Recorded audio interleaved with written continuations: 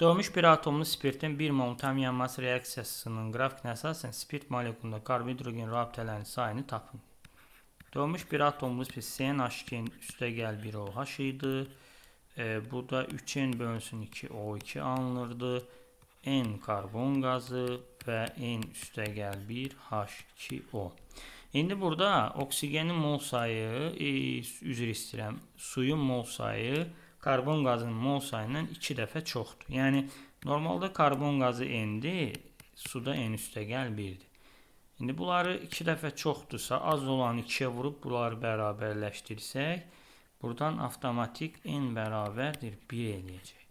Yəni buradan da N bərabər 1-dirsə, buradan da nə yazırıq? Yəni söhbət gedir CH3OH-dan. Deməli, burada da karbon-hidrogen rabitə sayı 3 ədəd olacaq. Cavabımız C variantı.